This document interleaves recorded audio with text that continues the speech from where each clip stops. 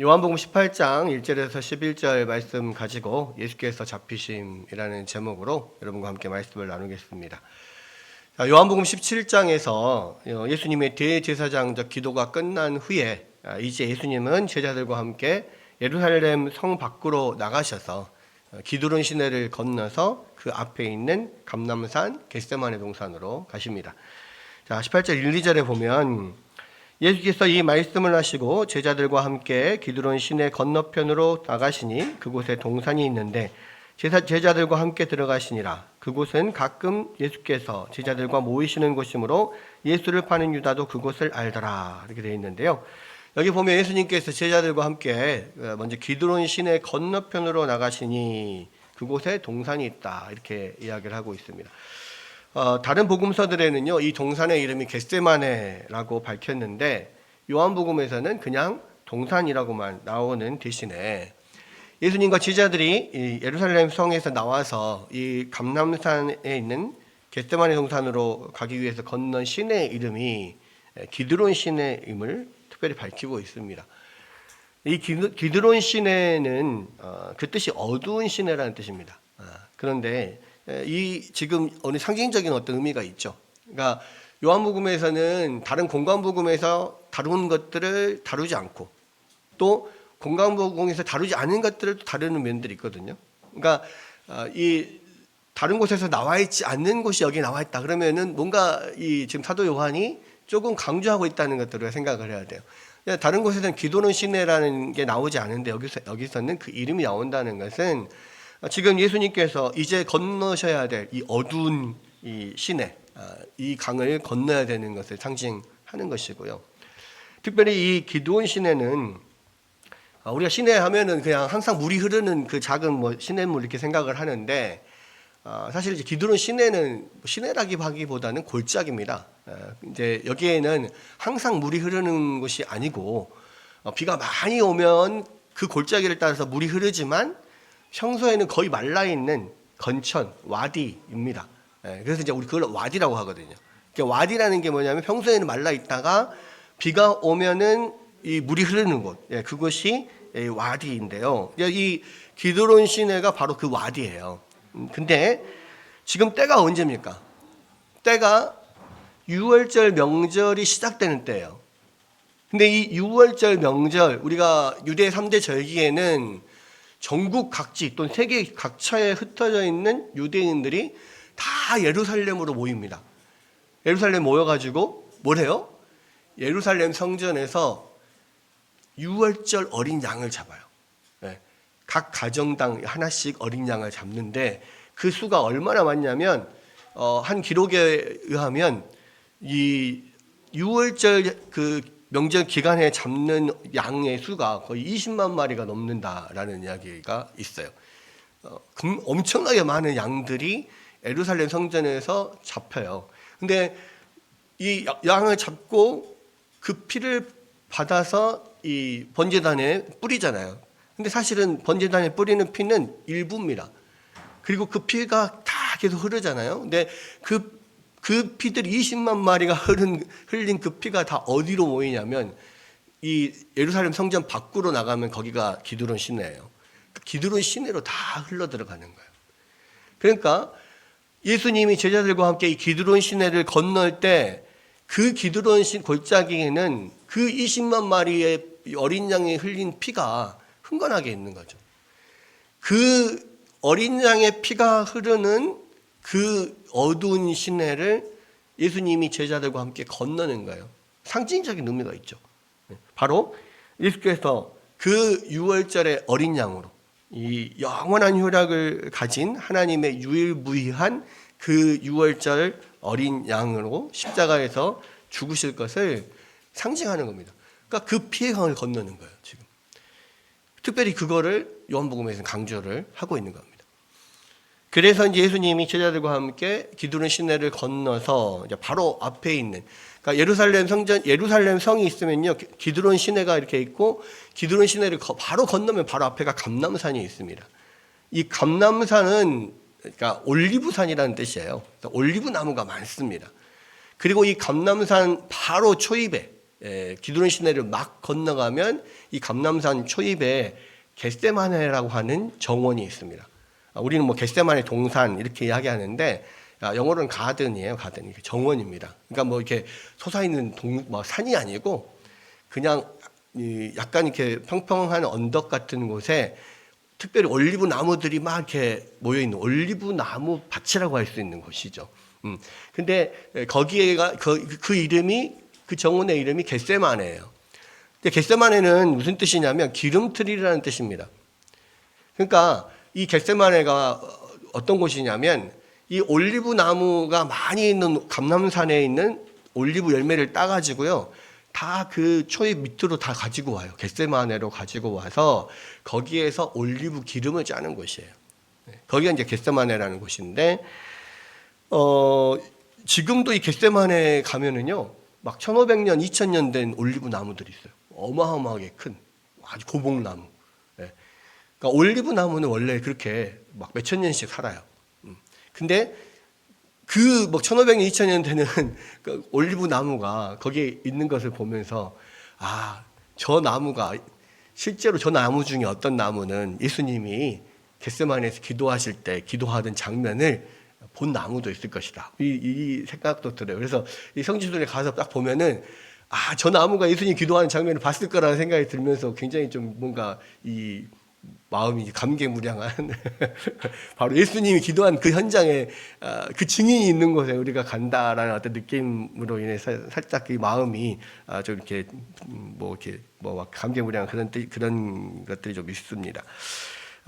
근데 예수님께서 이 겟세마네 동산으로 가셨는데 여기에는 이제 겟세마네라고 하는 이름이 나오지 않아요. 그냥 동산 이렇게 나와 있어요. 근데 기드론 시내는 또 굳이 이름을 밝혔는데 다른 복음서에서는 다 겟세마네 동산이라고 이야기를 하는데 여기는 또 그냥 동산, 가든 이렇게만 나와 있거든요. 그럼 뭐 이유가 뭐냐? 왜 겟세마네라는 이름을 밝히지 않고 그냥 동산이라고 했을까? 이것도 하나의 좀 상징적인 비교가 있는 겁니다. 무슨 이야기냐? 이 동산, 가든 하면 이 성경을 아는 사람들이 대부분 떠올리는 게 있어요. 동산하면 떠오르는 게 뭐예요? 에덴 동산이 떠오르죠. 에덴 동산이. 맞습니다. 그러니까 뭐냐면 특별히 겟세마네라 안 하고 그냥 동산이라고 하는 것은 이 에덴 동산과 이 겟세마네 동산을 지금 사도 요한이 비교해 놓고 있는 거예요. 그러니까 이 의도적인 비교가 있는데요. 에덴 동산에 있던 첫 번째 아담은 동산에서 그 모든 삶이 시작이 됐어요. 그런데 둘째 아담이신 예수님은 그 동산에서 그 생을 마감하십니다. 첫째 아담은 이 동산에서 죄를 지었고요. 둘째 아담 예수님은 그 동산에서 죄를 이기시는 일을 합니다. 또 첫째 아담은 동산에서 죄를 지은 다음에 나무 뒤에 스스로를 숨겨요. 근데 예수님은 그 동산에서 그를 잡으러 온 사람들 앞에 스스로 나타내십니다. 그러니까 정반대 일을 하고 있는 거예요. 그러면서 첫째 아담이 떨어졌던 그 나락에서 오히려 예수님은 다시 올라와서 그 이스라엘 백성들을 모든 인류를 회복시키는 일을 하는 거예요.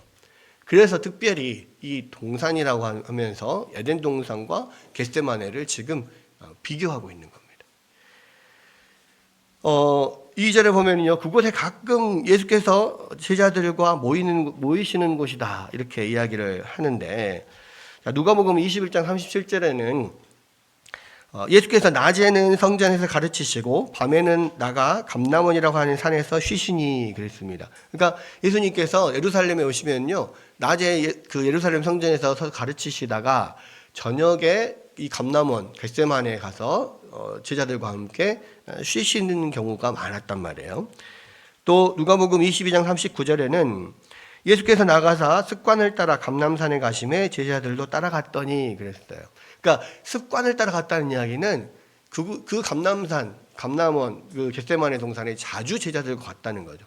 그래서 주로 그냥 밤에는 의례껏 거기로 갈 줄은 제자들도 다 알고 있는 거예요. 예루살렘에 예수님께서 오시면요, 겟세마네에서 그래서 쉬기도 하고 기도도 하시고 제자들에게 가르침을 주시기도 하셨습니다. 지금도 예루살렘 그 성지순례 가면은요, 그 겟세마네에 아마 제자들과 함께 밤을 지새웠던 동굴이다라고 생각되는 곳에 그 기념교회가 있어요. 겟세마네 기념교회가. 근데 진짜 거기 안으로 이렇게 밑으로 들어가면 지하 동굴 같은 곳이 있는데 거기에다가 교회를 만들어 놨더라고. 근데 아마 거기가 제자들과 주로 머무시던 곳이었을 거다, 이렇게 생각을 합니다. 그러니까 예수님께서 주로 그곳에 예루살렘 오시면 저녁에 그곳에 머무셨기 때문에 가룟 유다도 아는 거예요, 다. 그러니까 가룟 유다가 6월절 만찬이 끝나면 당연히 예수님과 제자들이 그곳으로 올 줄을 알고 나가서 로마 군대와 이 제사장의 하속들을 데리고 이곳으로 오는 겁니다. 3절에 보면, 자, 유다가 군대와 대제사장들과 바리새인들에게서 얻은 아랫 사람들을 데리고 등과 횃불과 무기를 가지고 그리로 오는지라 그랬죠. 자, 여기에서 보면은요, 다른 공관복음에는 나오는데 여기에는 빠진 사건이 있어요. 그러니까 제자들과 함께 예수님이 겟세마네로 가셨다. 그리고 나서 거기에서 중요한 사건이 하나 있고 그 다음에 유다가 이 대제사장의 하속들과 함께 오잖아요. 그게 뭡니까? 모든 공관복음이 다 기록된 거. 겟세마네에서 예수님 기도하신 거잖아요.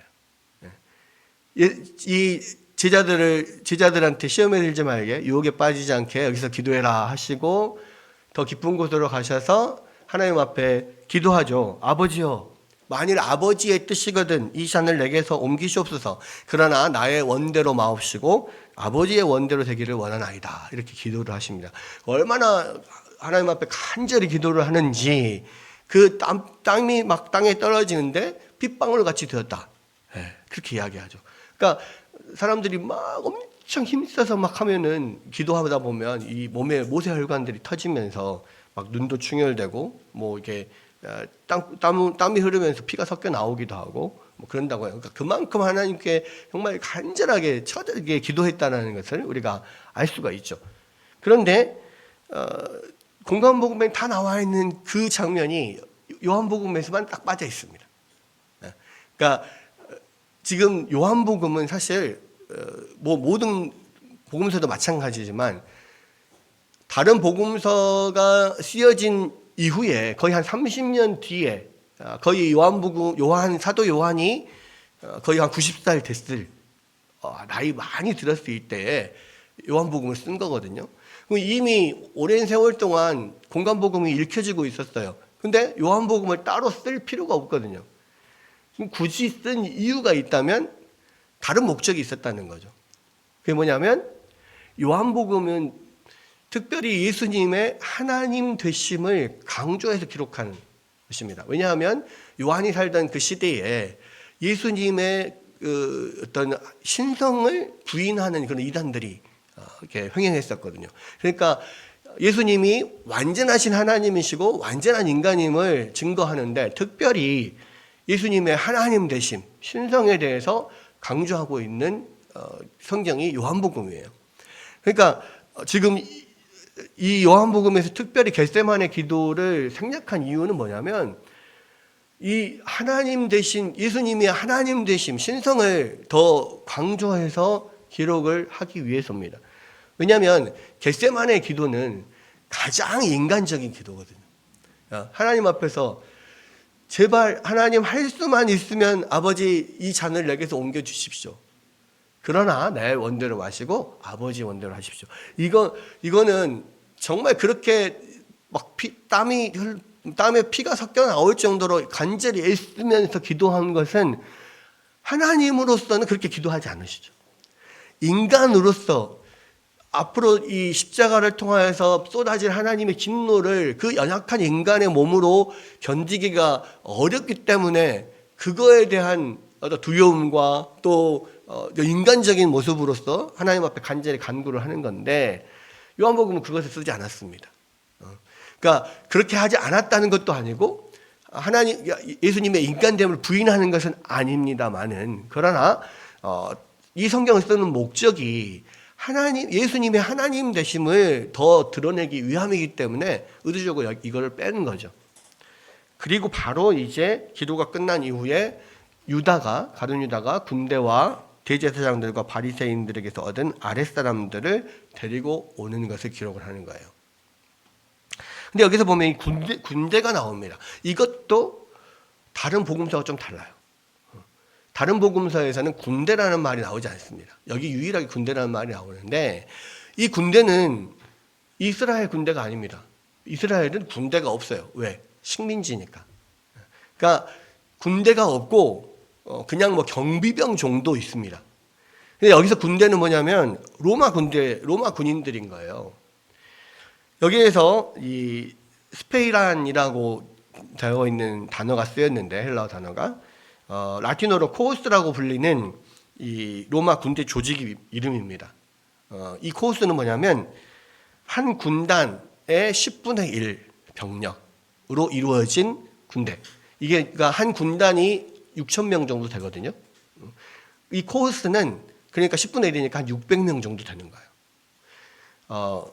근데 또 학자에 따라서 이 코우스가 아니라 이 200명의 파견대를 뜻하는 매니플루스다 이렇게 말하는 사람도 있어요.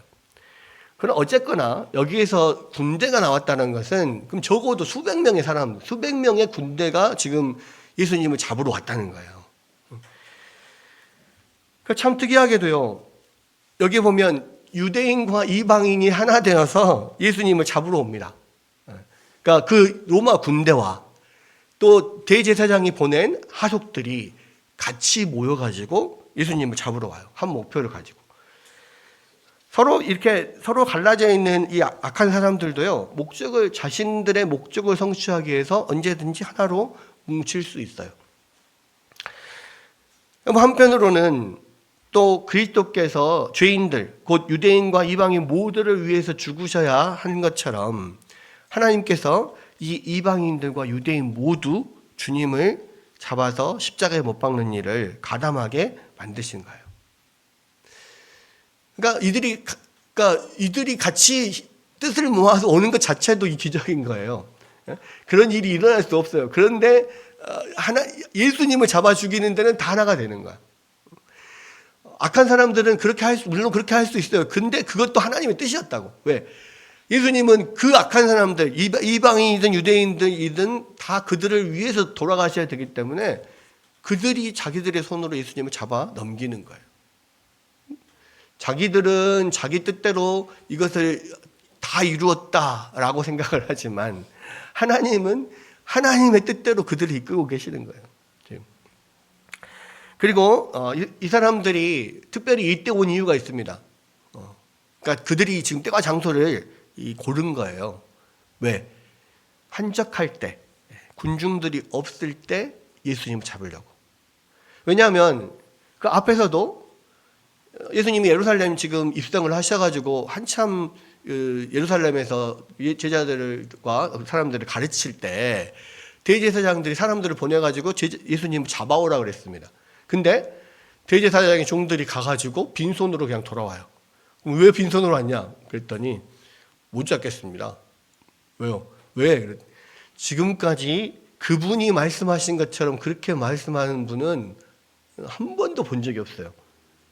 그러니까 말씀하신 것 자체가 이게 이 세상 사람이 아니에요. 그리고 모든 사람들이 다 그리스도라고 메시아라고 그렇게 지금 추종하고 있는데 우리가 거기 어떻게 잡아옵니까? 그 폭동이 일어납니다. 우리 맞아 죽습니다. 못 잡아와요. 이렇게 이야기를 한 거거든요. 그러니까 사람들이 많을 때는 잡을 수가 없어요. 사람들이 없는 시간 그리고 아주 한적한 장소, 그것을 이 사람들은 몰랐어요. 근데 누가 알았습니까? 가룟 유다가 알았죠. 항상 예수님이 밤에는 그 겟세마나에서 한적한 곳에, 사람들도 없는 그곳에 제자들과 함께 그곳에 있다는 것을 알기 때문에 가룟 유다가 그 군대랑 제사장들의 종들을 데리고 거기로 간 거죠. 여러분, 예수님께서는 사실은 그들의 입장에서는 자기들이 그런 한적한 시간과 장소를 정해서 예수님을 잡으러 간 것 같지만 사실은 예수님이 스스로 그 장소로 가신 거예요.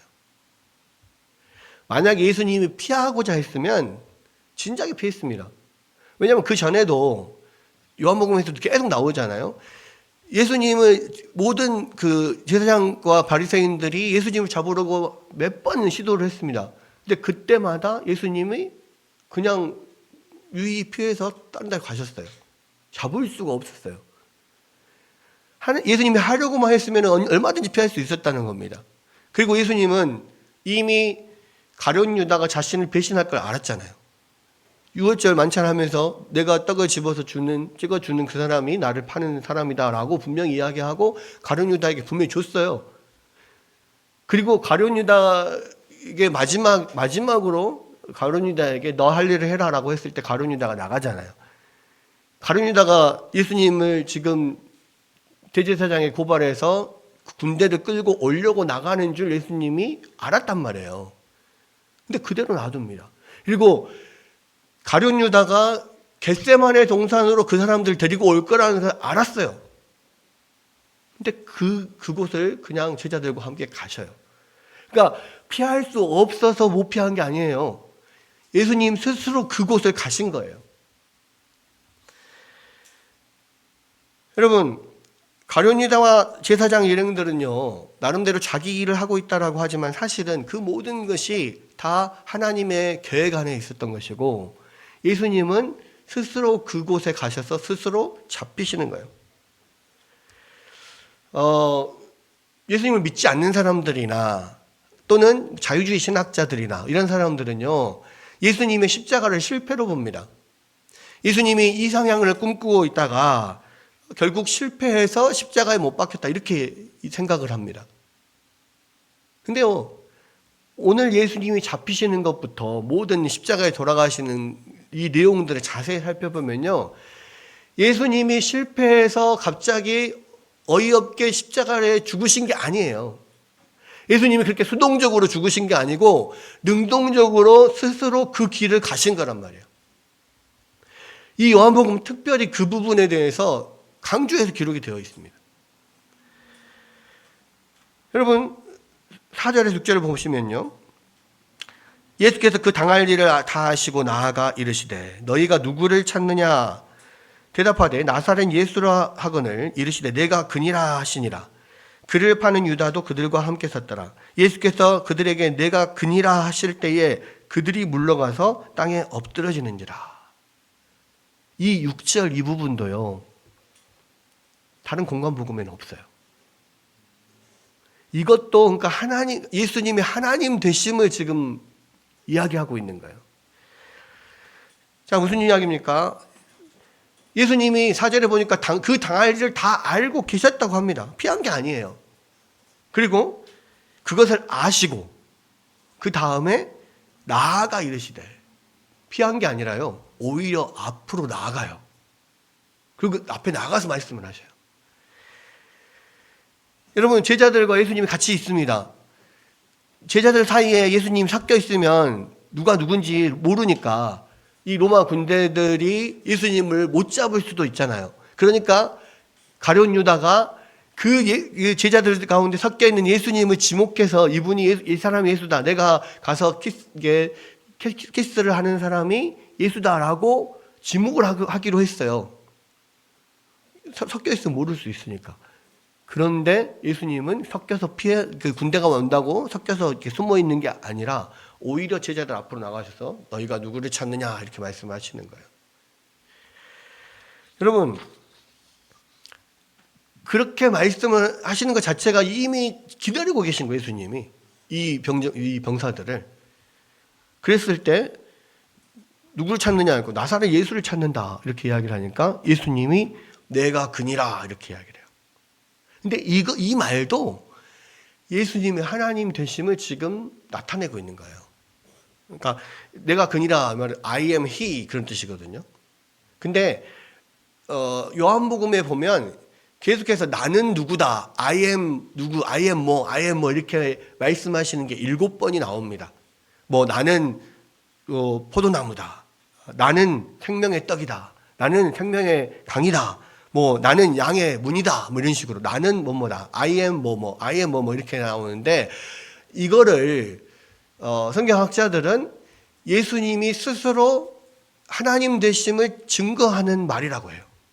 왜 그러냐면 출애굽기에 보면 그 떨기나무 불꽃 가운데 하나님이 나타나시잖아요. 그리고 모세가 그 하나님을 만납니다. 그랬을 때 거기서 모세에게 사명을 주시는데 모세가 하나님한테 그래요. 아니 하나님, 내가 그러면 백성들한테 가서 누가 보냈다라고, 응? 당신이 누구라고 말을 해야 됩니까? 물어봐요. 그러니까 하나님이 뭐라고 하냐면 나는 스스로 있는 자니라 이렇게 말씀하잖아요. 근데 한글 번역에는 스스로 있는 자니라 이렇게 번역이 돼 있는데 영어 번역에는 뭐라고 하냐면 I am who I am 이렇게 이야기해요. 나는 나인 사람이다. 나는 나다. 나는 I am의 하나님이다. 뭐 이런 뜻이에요. 그러니까 이게 그냥 그 히브리어를 그대로 번역을 한 건데 I am who I am은 무슨 이야기냐면 히브리어로 에흐에 아셔르 에흐에 이런 뜻이에요. 에흐에가 I am이라는 뜻입니다. 나는 이다. 또는 나는 있다. 뭐 이런 뜻인 거죠. I am. 에흐에 아셔르 에흐에. 근데 이 에흐에가 뭐냐면 그것이 이제 나중에 파생이 돼서 에흐와 여호와가 되는 거예요. 하나님의 이름 여호와가 에흐에 여기서 나오는 겁니다. 나는 이다. I am에서. 그래서 예수님이 자꾸 I am 7번 I am 했다는 건 뭐냐면 내가 바로 에흐에 그 여호와, 에흐와 여호와다. 이 말이에요. 그러니까 내가 그니라 I am he 이렇게 이야기하는 것은 내가 여호와, 내가 그 아브라함과 이삭과 야곱의 하나님 그 여호와다라고 지금 이야기를 하는 거예요. 그러니까 두 가지 의미죠. 너희가 찾는 사람이 누구냐? 나사렛 예수니라고 했을 때 내가 그니라라고 하는 것은 내가 나사렛 예수다. 너희들이 찾는 그 사람이다 말하는 것과 동시에 나는 하나님이다. 에흐와 여호와 하나님이다. 이 말이에요. I am he 이렇게 이야기를 하는 거예요. 근데 이게 얼마나 능력이 있는 말이었냐면 예수님이 그렇게 I am he 이렇게 딱 이야기를 하니까 어떤 하나님 되심을 딱 이렇게 나타내니까요. 그 말을 듣는 모든 사람들, 그 수백 명의 사람들, 그렇죠? 로마 군대 이 수백 명과 그 대제사장의 종들 수백 명의 사람들이요, I am he 그러니까 다 뒤로 물러나서 쓰러져 버려요. 말 한마디에. 이 하나님 되심을 지금 이야기를 하는 겁니다. 그러니까 여기서 보면 I am he 그러니까 거기 한마디에 그냥 우당탕탕 다 넘어지는 거예요. 여러분, 예수님이 어떤 강력한 하나님 되심을 그런 기적적으로 보여주는 거예요. 이 말 한마디로 지금 이 수백 명의 예수님을 잡으러 온 사람들을 다 그냥 쓰러뜨려 버리는 거예요. 그러니까 이것만 봐도 예수님이 하나님이시구나라는 것들을 분명히 알고 있습니다. 그리고 지금 예수님이 그러한 말 한마디로 잡으러 왔던 모든 사람들을 다 쓰러뜨려 버릴 정도의 능력이 있는 분이라는 거예요. 근데 그런 예수님을 수백 명이 몰려온다 한들 어떻게 잡냐고요. 그리고 여기에는 또 나오지 않았지만 다른 공관복음에서 뭐라고 이야기하냐면 이 베드로가 칼을 빼가지고 말고를 쳤을 때 예수님께서 그만두라고 말씀하시면서 뭐라고 하셨어요?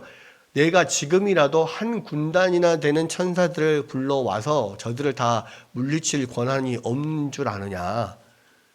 한 군단을 예수님께서 천사들을 불러올 수 있다는 거예요. 지금이라도 당장. 근데 그 한 군단이면요, 온 세계를 멸망시킬 수 있는 숫자예요. 왜?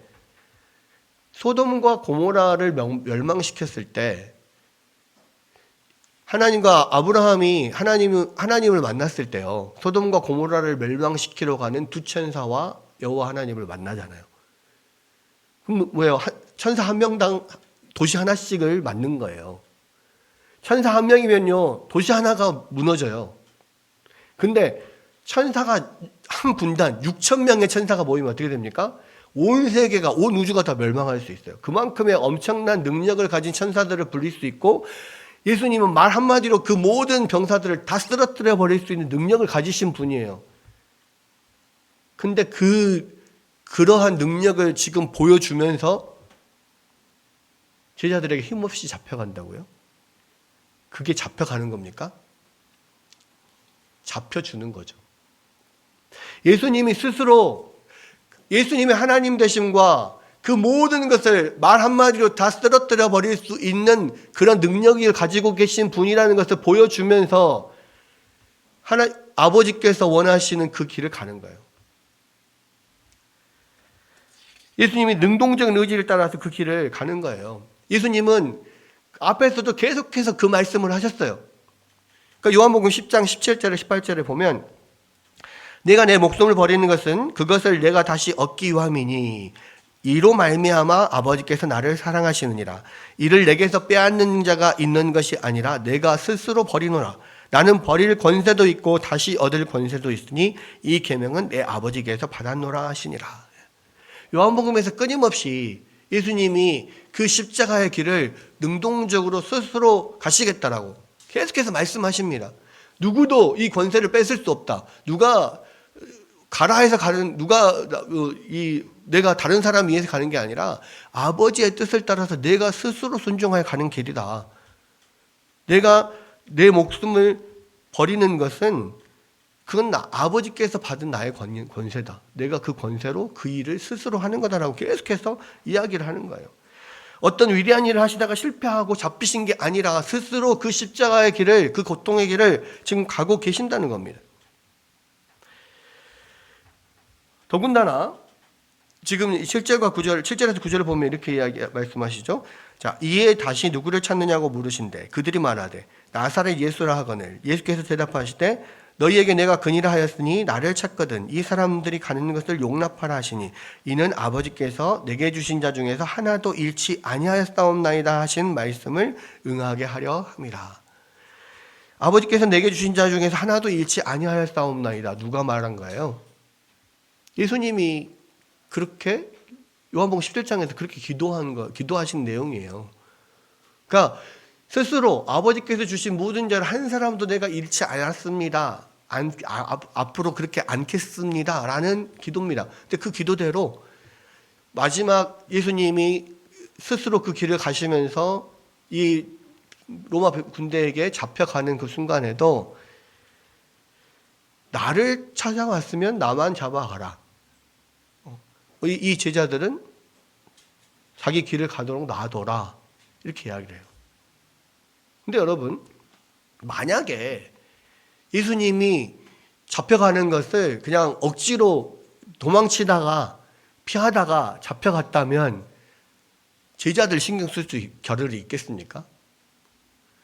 제자들 신경 쓸 겨를 없죠. 내가 지금 잡히느냐 안 잡히나 이런 상황인데 제자들 어떻게 신경 써요? 근데 나를 잡으러 왔으면 나만 잡아가고 제자들은 놔줘라 이렇게 이야기를 해요. 그리고 또 하나 여러분 생각해 보십시오. 예수님만 잡으려고 했으면 그 수백 명의 사람들이 왔을까요? 이 사람들은요, 예수님뿐만 아니라 예수님을 따르는 제자들 모두를 싹 다 잡으려고 했을 거예요. 다 잡아서 죽이려고 했습니다. 그래서 수백 명의 사람들이 온 거예요. 근데요, 예수님 말 한마디에 그 제자들을 다 놔두고 예수님만 잡아가요. 그게 무슨 이야기입니까? 예수님이 체포되시는 이 사건의 주도권이 그 수백 명의 군사들에게 있는 게 아니라 예수님께 있는 거예요. 예수님은 그들을 물리칠 능력도 있고 예수님은 그들에게 잡힐 능력도 있어요. 내가 나의 목숨을 버릴 권세가 나에게 있고 다시 얻을 권세가 나에게 있다. 분명히 이야기를 하셨거든요. 그러니까 예수님께서 이 사람들은 놔두고 나만 잡아가라 하니까 이 사람들이 불쌍해서 그래 그 말은 마지막 소원이니까 들어주마 이렇게 한 게 아니라고요. 이 말 한마디로 그 모든 사람들을 다 쓰러뜨리고 물리쳐버리는 그 하나님 되심의 능력을 보는 사람들이 놀래서 예, 알겠습니다 하고 그냥 제자들을 놔두고 예수님만 잡아가는 거예요. 정신없이. 그 예수님의 하나님 되심 앞에서 그냥 굴복해서 예수님만 잡아가는 거예요.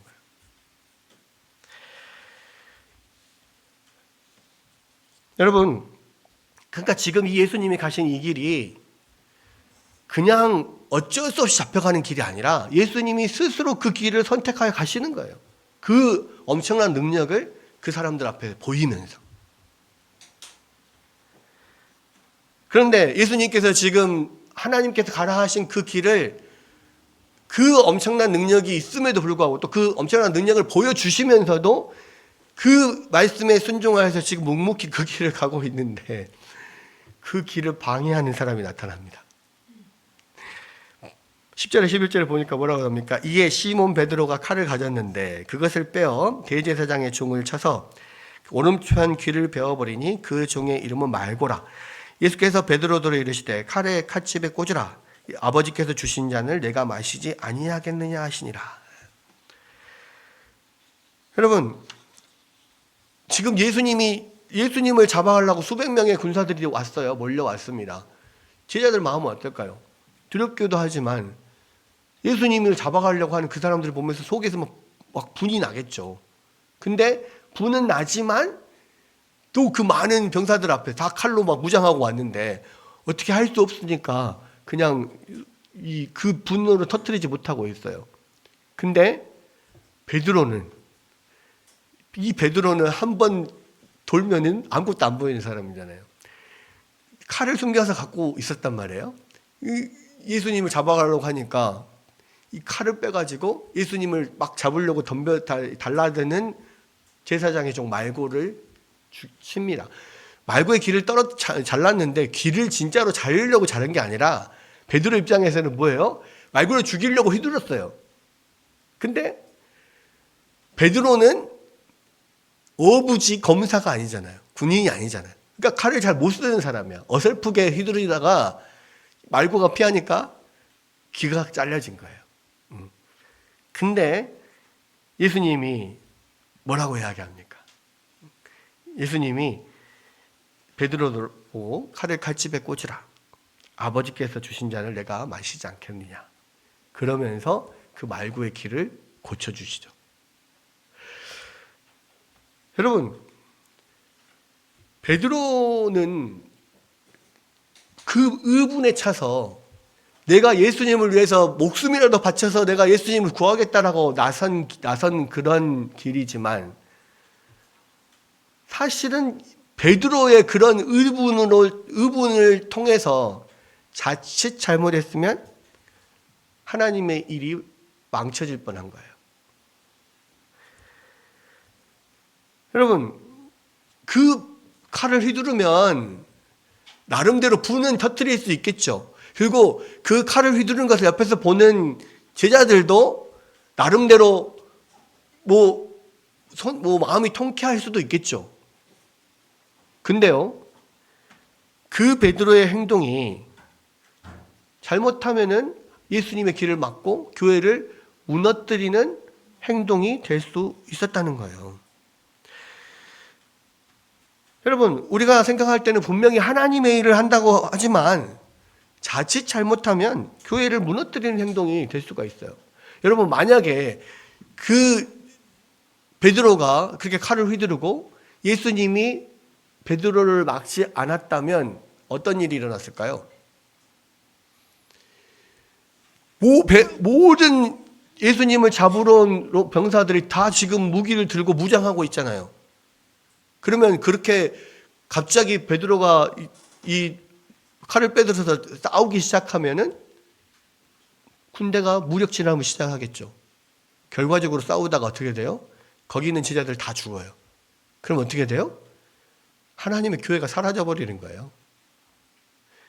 예수님이 분명히 베드로와 그 제자들을 중심으로 하나님의 교회를 세우기로 약속하셨잖아요. 근데 한번 화를 내고 분노를 터뜨림으로써 하나님의 교회가 다 망하게 되는 이런 역사들이 있을 수 있다는 거예요. 더 가뜩이나 더 어마어마한 일이 뭡니까? 예수님이 지금 십자가를 죽으셔서 모든 인류의 죄에서 인류를 구원해야 되는데 그 일을 맡게 되는 거예요. 여러분, 우리는요, 신앙생활을 하면서 늘 뭔가 의분에 차서 공의를 이루려고 나의 분을 터뜨리고 나의 막 어떤 열심을 가지고 뭔가를 막 하려고 하는데요. 사실은 그게 교회를 무너뜨리는 일일 수 있는 거예요. 하나님의 뜻은 우리의 분노로 이루어지지 않습니다. 하나님의 뜻은요, 의분으로 이루어지지 않아요. 세상의 혁명은 분노로 의분으로 이루어지는지 모르겠지만 하나님의 나라의 일은 의분으로 이루어지지 않아요. 십자가로 이루어집니다. 그러니까 예수님이 칼을 칼집에 넣어라. 내가 아버지께서 주신 잔을 내가 마시지 않겠느냐. 그리고 당당하게 십자가를 향하여서 나가시는 거예요. 여러분, 우리는 항상 이 세상적인 관념, 세상적인 가치관에서 뭔가 의분을 가지고 어떤 나의 어떤 힘을 통해서 세상을 바꾸고 어떤 일, 하나님의 일을 하고 어떤 의로운 일을 하려고 생각해요. 근데 하나님의 나라는요, 그걸로 이루어지지 않아요. 예수님처럼 한 군단이나 되는 천사를 불러서 다 세상을 멸망시킬 수도 있고, 지금 당장 말 한마디로 그 모든 사람들, 자기를 잡으러 왔던 사람들 다 물리칠 수 있는 그런 예수님이 아버지의 뜻에 따라 순종하며 십자가를 칠 때 결국 하나님의 뜻이 이루어지는 거거든요. 우리가 세상에서 승리하는 방법도 똑같습니다. 베드로처럼 칼을 빼서 의분으로 분노로 하나님의 일을 이루는 것은 없어요. 우리는 예수님의 제자로 예수님의 뒤를 따라서 우리의 십자가를 지고 나가야 돼요. 우리가 세상에서 승리할 수 있는 길은요, 오직 십자가를 지는 거예요. 내가 모든 것을 할 수 있으나, 내가 내 힘으로 모든 것을 다 물리칠 수 있으나, 묵묵히 아무 말 없이 하나님의 뜻을 따라서 십자가를 지고 사명을 붙잡고 나가는 거예요. 세상 사람들, 우리가 세상 살다 보면요, 억울한 일 많이 당할 수 있습니다. 나의 힘으로, 나의 능력으로, 나의 연줄로, 나의 권력으로, 나의 돈으로 그 사람들 다 물리칠 수 있어요. 근데 그렇게 해서 물리친다고 해서 내가 승리의 쾌감은 맛볼 수 있을지 모르지만 하나님의 뜻은 이루어지지 않습니다. 하나님의 뜻은 언제나 내가 십자가를 질 때, 내가 하나님을 바라보며 내가 죽을 때, 하나님의 말씀에 순종하면서 내가 엎드릴 때, 나의 힘을 절제할 때, 그때 하나님의 뜻이 이루어져요. 예수님께서 당신의 사명을 이루시면서 우리에게 이 모습을 보여주시는 겁니다. 그리고 오늘도 예수님의 제자로서 그 길을 따라오라고 우리에게 요청하고 계시는 거예요. 여러분, 오늘 예수님께서 지금 로마 병사들에게 잡혀서 십자가에 넘어가는 이 장면들을 통해서 말씀이 우리에게 무엇을 말씀하시는지를 다시 한번 깨닫고 열심히 주의 사명 묵묵히 감당하면서 우리의 십자가를 지고 주의 뜻을 이루는 여러분들 되시기를 주의 이름으로 축원합니다.